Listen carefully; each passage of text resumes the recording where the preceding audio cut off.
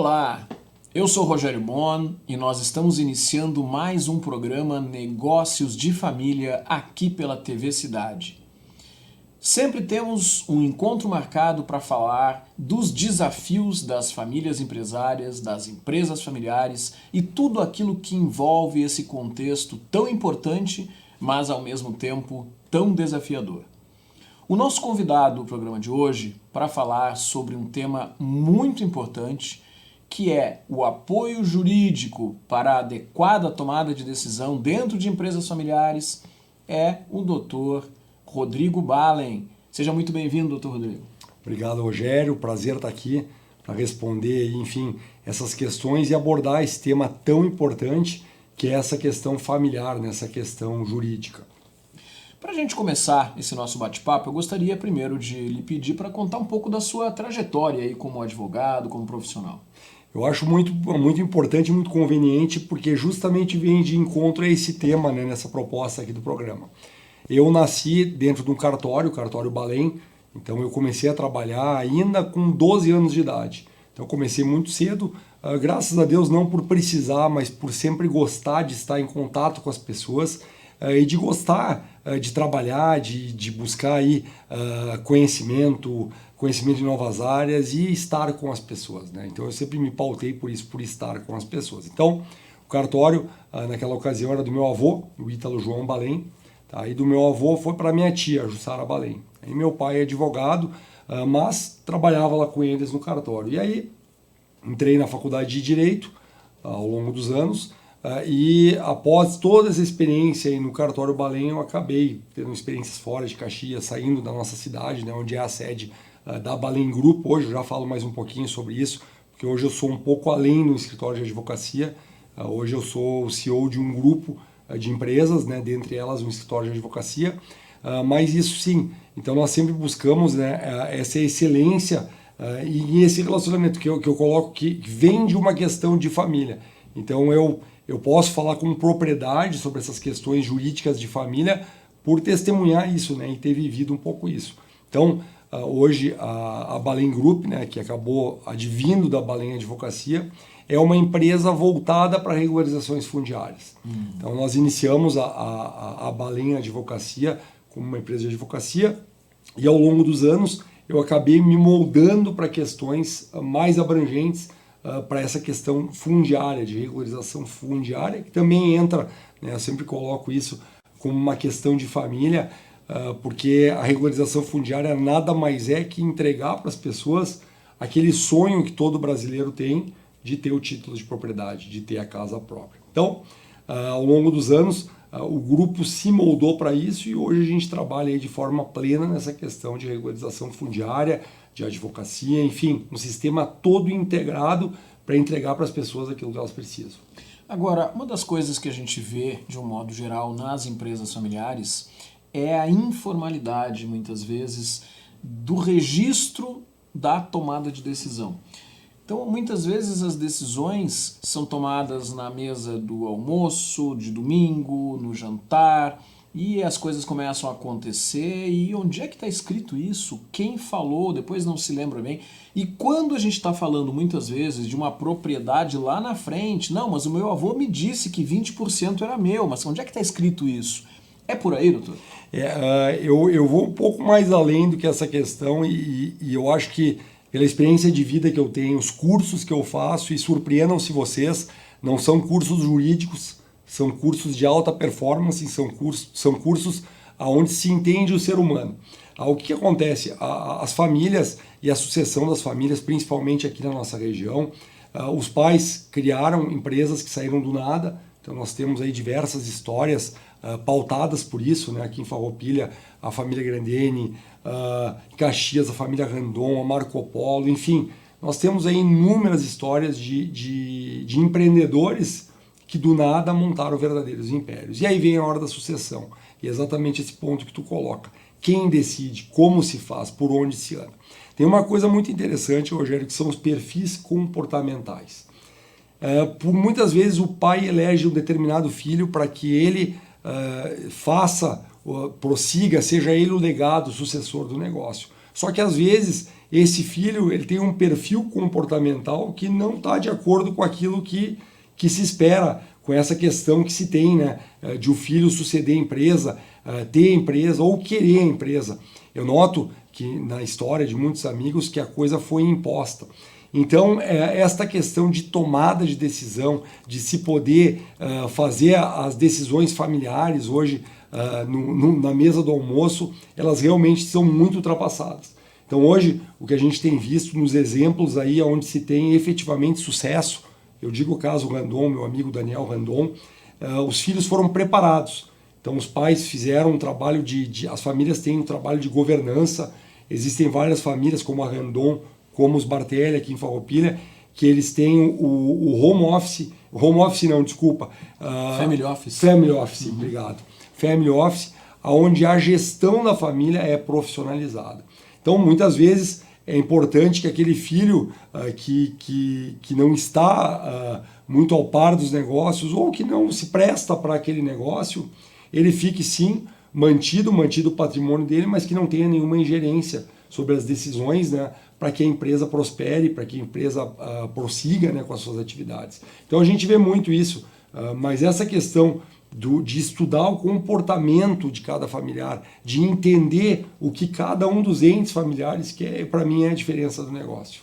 Porque muitas vezes se pode chegar à conclusão de que o melhor local onde um determinado familiar pode colaborar com a empresa é do lado de fora dela. Exatamente. E ele não tem o perfil, não tem o preparo, de repente pode ser uma pessoa extremamente competente para alguma outra atividade, mas não aquela atividade que está dentro da empresa, não é verdade? Exatamente. Essa questão da sucessão empresarial ela é muito, muito, muito séria, né?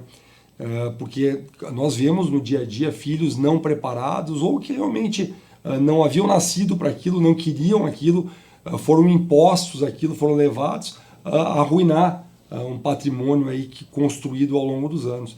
Então, realmente, é muito importante se entender isso, entender o perfil comportamental, entender o ser humano para que as empresas aí prosperem.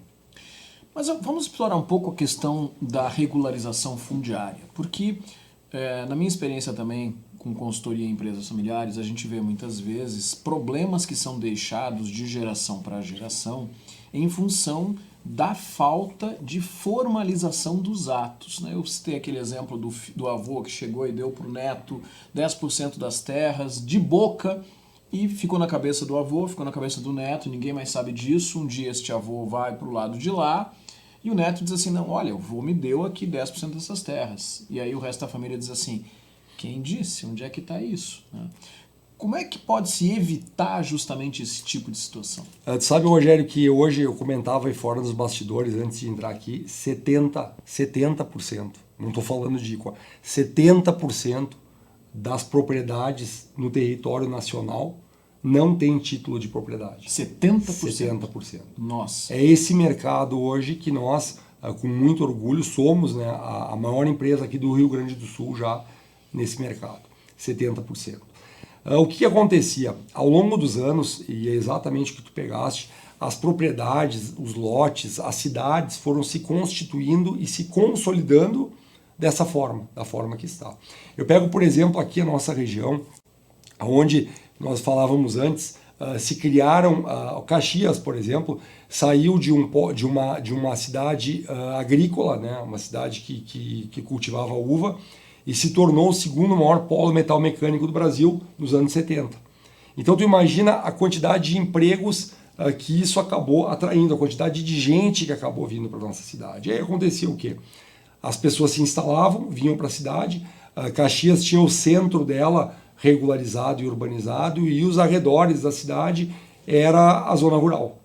Então, naquela ocasião, os nossos antepassados acabavam vendo, né, uma grande oportunidade de fomentar as terras, de vender a área, alguns até alugavam e permitiam que construísse, e aí a coisa foi tomando uma proporção que é o que se tem hoje. Então é uma cidade irregular que engole a cidade regular.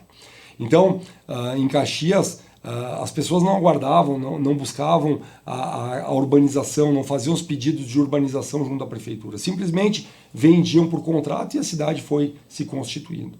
Mas foi se constituindo sempre às claras, aos olhos de todos, inclusive dos próprios municípios, que não fiscalizavam, fechavam o olho e deixavam as coisas acontecerem, porque também convinha, né, os impostos, tudo que se trazia. E aí aconteceu o Brasil, aconteceram as cidades brasileiras. Hoje existe uma lei federal, tá? Uma lei federal que contempla esse processo, esse projeto de regularização. Acabou se enxergando através da REURB toda essa situação irregular que o Brasil tinha e que precisava ser enfrentada. Então lá em 2017 se travou um marco e a partir de então se iniciou de forma aí bastante significativa os processos de regularização. Para a gente ter uma ideia, hoje nós temos áreas aqui em Farroupilha, áreas em Bento, em Garibaldi, eu tenho uma empresa hoje também no Paraná, então a Balém hoje Regularizações, que é uma das empresas do meu grupo, ela atende com início, meio e fim absolutamente todas essas questões dentro e fora aqui do estado. Nós entramos hoje nas cidades aplicando a REURB. Então nós temos um sistema hoje um pouco diferente do que aquele cotidiano. Eu sou um grande aliado, um grande parceiro das prefeituras, porque hoje eu entro em lugares onde a prefeitura deveria fazer o processo de regularização, que a maioria são S, social, a obrigação seria da prefeitura, só que a prefeitura não tem perna, não tem recursos financeiros, não tem recursos técnicos para entregar o processo de regularização. Então a Balém, de forma transparente, ela chama os bairros, chama as comunidades para o protagonismo. Por exemplo, eu identifico uma zona irregular.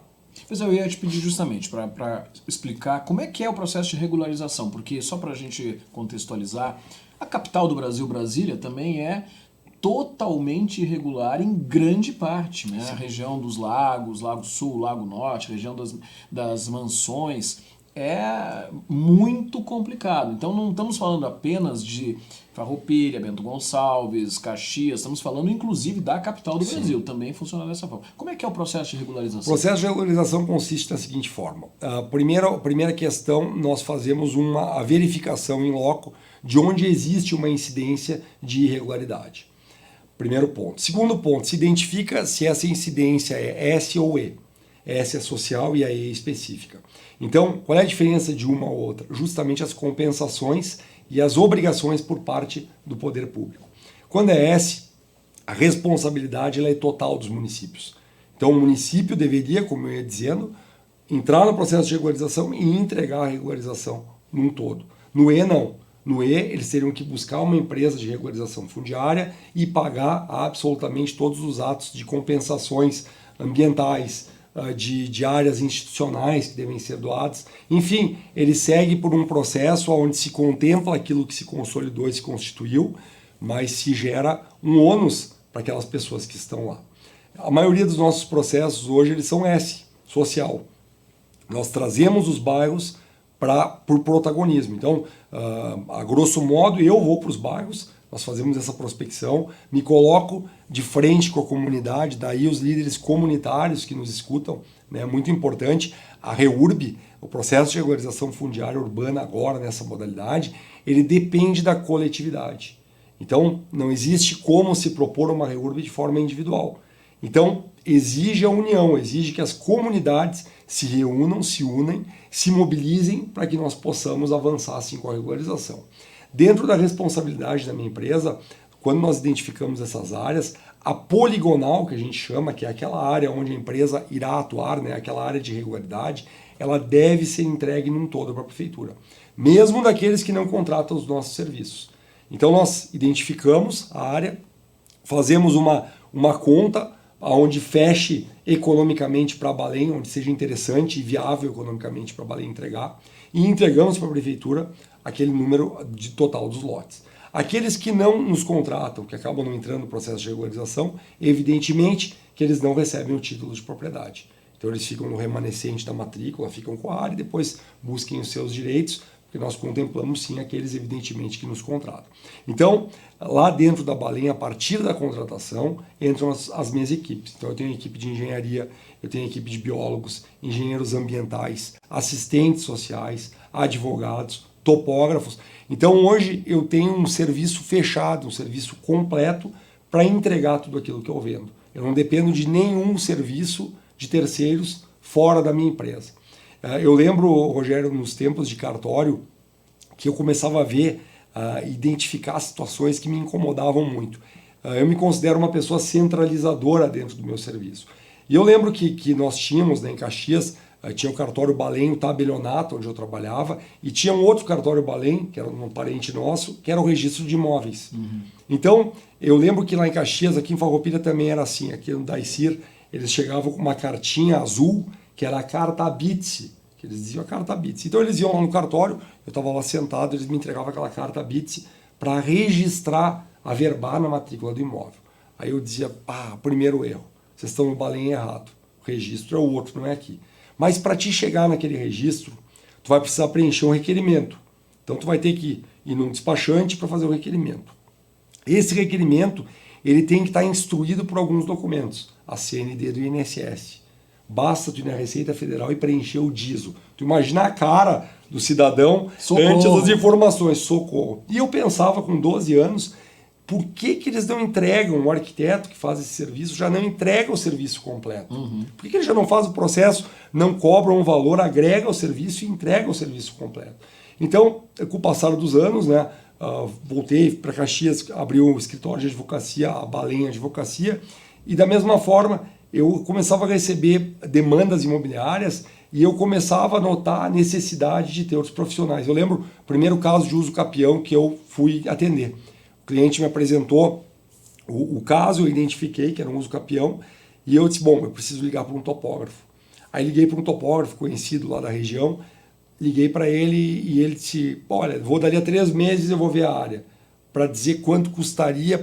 Então aquilo me deixava numa posição de muito inconformismo. Então eu acabei investindo e apostando em ter, para me fornecer os serviços, todos os técnicos correlatos. Então hoje nós temos já as empresas, inclusive independentes. Eu tenho uma empresa de topografia hoje, eu tenho empresa de regularização, a de advocacia, enfim, um grupo para entregar a regularização de forma plena.